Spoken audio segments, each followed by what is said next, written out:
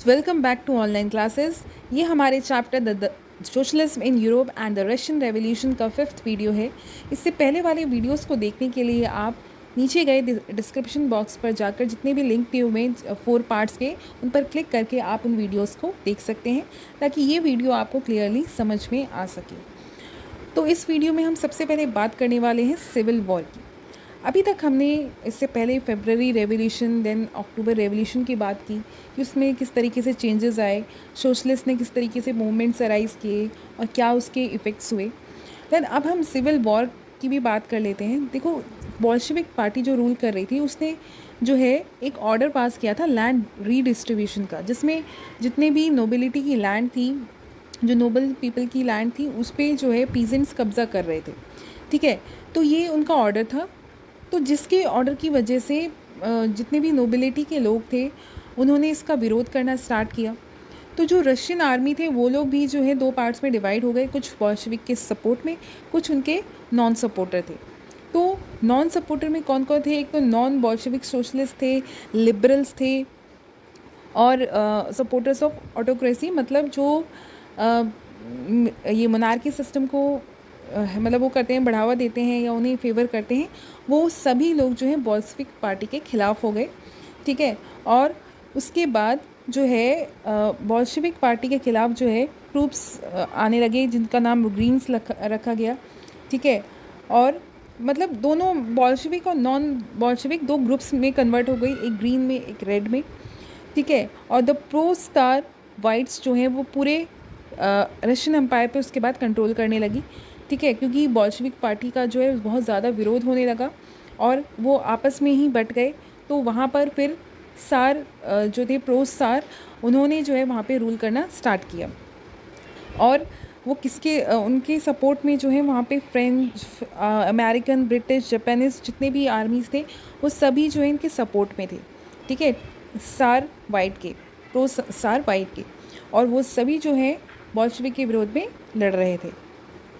तो Bolshevik party तो चली गई, लेकिन फिर क्या हुआ, जो प्रो सार थे उन्होंने जो है पीसेंट्स को, अब उन्हें, वो तो नोबिलिटी के सपोर्टर थे, तो उन्होंने क्या किया, पीसेंट्स को मारना स्टार्ट कर दिया कि भाई तुम किस तरीके से लैंड ले रहे थे, ठीक है, कब्ज़ा कर रहे थे। तो उन्होंने पीसेंट्स को मारना स्टार्ट कर दिया। तो अब लोगों में फिर से विरोध स्टार्ट हो गया कि ये लोग तो पीसेंट्स को ही मारना चाह रहे हैं, गरीबों को मारना चाह रहे हैं। तो फिर से बोल्शेविक जो पार्टी थी उसके सपोर्ट में लोग आने लगे। ठीक है, क्योंकि उन्हें लगा कि बोल्शेविक पार्टी जो है वो पीसेंट्स के भलाई के लिए काम कर रही थी। ठीक है, तो दोबारा से बोल्शेविक पार्टी जो है वो अपराइज होने लगी और उन्होंने फिर से रूल करना स्टार्ट कर दिया पूरे नेशन में। ठीक है, तो उसके बाद जो है हम पढ़ने वाले हैं मेकिंग अ सोशलिस्ट सोसाइटी। भाई किस तरीके से सोशलिस्ट सोसाइटी बनाई गई उसके बारे में भी हम जान लें। बोल्शेविक जो थे उन्होंने एक तो दोबारा से आ गए थे। हुआ क्या कि अब इंडस्ट्रीज़, बैंक्स जो थे वो तो पहले से ही नेशनलाइज थे। ठीक है, तो ये प्रोसेस और भी आगे बढ़ा, थोड़ा डेवलपमेंट का काम आगे बढ़ने लगा। ठीक है, रैपिड कंस्ट्रक्शंस वर्क्स होने लगे, इंडस्ट्रीज़ जो हैं उनमें प्रोडक्शन बढ़ाया गया, फैक्ट्रीज़ को सेटअप किया गया और जितने भी वर्कर्स के बच्चे थे उनको जो है स्कूलिंग सिस्टम उनके लिए डेवलप किया गया। तो ये सोशलिस्ट सोसाइटी बन रही थी, वर्कर्स के लिए काम करवाया जा रहा था, उनको जो है फ्लैट उनके लिए जो है बनाया जा रहा था, ताकि मतलब क्वार्टर्स बनाए जा रहे थे जिसकी हेल्प से वो लोग काम भी करें और वो लोग रह भी पाएँ अच्छे से। तो ये एक सोशलिस्ट सोसाइटी जो है वो क्रिएट हो रही थी। इसके बाद फिर एक चीज़ और हुई, जो इसके बाद धीरे धीरे जो है बोल्शेविक पार्टी के रूलर जो थे वो लेनिन नहीं रहे। अब उसके बदले में कौन आ गए? स्टालिन। ठीक है, वो बोल्शेविक पार्टी के रूलर बन गए। तो उन्होंने जो है एक चीज़ नोटिस की, क्या कि जो फूड ग्रेन्स की वहाँ पे उस वक्त शॉर्टेज हो रही थी, तो उसका रीज़न उन्हें ये लगा कि जो रिच पीजेंट्स हैं और जो ट्रेडर्स हैं वो क्या कर रहे हैं, स्टॉक जो है वो सप्लाई करने में शॉर्टेज कर रहे हैं, मतलब वो लोग रोक के रख रहे हैं सप्लाई को, और जिसकी वजह से फूड ग्रेन्स की शॉर्टेज हो रही है। तो उन्होंने जो है पहले तो निगरानी रखवाई कि भाई अब से जो है जितने भी फार्म्स हैं उस पर पीजेंट्स जितने भी हैं उन पे नज़र रखी जाएगी, कहीं वो चोरी तो नहीं कर रहे हैं या फिर छुपा के रख तो नहीं रहे ताकि वो बाद में जब मार्केट पे प्रेशर बढ़ जाए तब उसको ज़्यादा पैसे में बेच सके। तो ये सारी चीज़ उन्होंने करवाई, लेकिन फिर भी जो है शॉर्टेज ग्रेन की फिर भी वैसे की वैसी रही। फिर उन्होंने क्या किया, कलेक्टिवाइजेशन को जो है वो उन्होंने स्टार्ट कर दिया। उन्हें लगा कि ये जो है अब इसकी नीड बन गई है कि हम कलेक्टिवाइजेशन जो है वो कर लें। कलेक्टिवाइजेशन क्या होता है, जिसमें इंडिविजुअल फार्मिंग नहीं होती, कलेक्टिव फार्मिंग होती है। मतलब इसमें जो है स्टेलिन ने जितने भी फार्मर्स थे उनसे लैंड छीन ली और वो पूरा लैंड मतलब फार्मिंग का जितना भी एरिया था वो सब कुछ अपने अंडर कर लिया, और जितने भी फार्मर्स थे उन्हें फोर्स किया कि आप जो है इस कलेक्टिव फार्मिंग में काम करेंगे। ठीक है, मतलब अब किसी के भी पास खुद का लैंड फार्मिंग के लिए नहीं रहेगा। जो भी लैंड होगी वो स्टेट की होगी, मतलब गवर्नमेंट की होगी, और उस पर जो है आप इंडिविजुअली काम करेंगे। ठीक है, उसके आपको पैसे दिए जाएंगे, मतलब वो आपकी लैंड नहीं रहेगी। ठीक है, तो ये सारी चीज़ें स्टार्ट हो गई ताकि मॉडर्नाइज्ड फार्म को जो है बढ़ावा मिल सके। ठीक है, इस सिस्टम को जो है इसीलिए हेल्प किया गया ताकि मॉडर्नाइज फार्म किया जाए।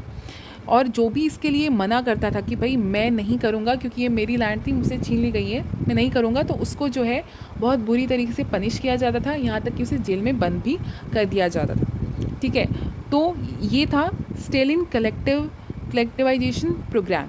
ठीक है, मतलब ये इस प्रोग्राम में फार्म को मॉडर्नाइज़ किया गया और जितने भी फार्मर्स थे उनसे लैंड लेकर वो लैंड स्टेट की डिक्लेयर कर दी गई, और उसके बाद जो भी फार्मिंग होती थी उसमें कोई चोरी नहीं हो पाती थी क्योंकि वो स्टेट की निगरानी में काम किया जाता था।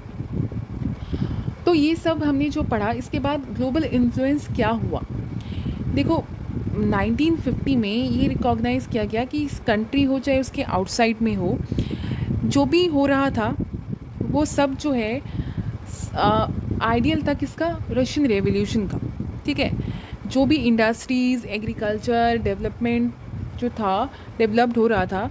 ठीक है, लेकिन पुअर जो थे वो अभी भी जो है एसेंशियल्स के लिए लड़ रहे थे, फ्रीडम के लिए लड़ रहे थे। ठीक है, और फ्रीडम उन्हें मिल नहीं पा रही थी। तो अभी भी जो है जो मतलब रिच थे वो ज़्यादा बेनिफिट्स उठा रहे थे, और जो पुअर्स थे वो अभी भी जो है उनके पास बेनिफिट्स नहीं पहुंच पा रही थी। ठीक है, तो लेकिन सोशल आइडिया से बहुत ज़्यादा फ़र्क पड़ा। ठीक है, रिस्पेक्ट जो है रशियंस में वो धीरे धीरे उभर के आई। ठीक है, लेकिन हर कंट्री के लिए अलग अलग आइडिया होता है सोशलिज्म का।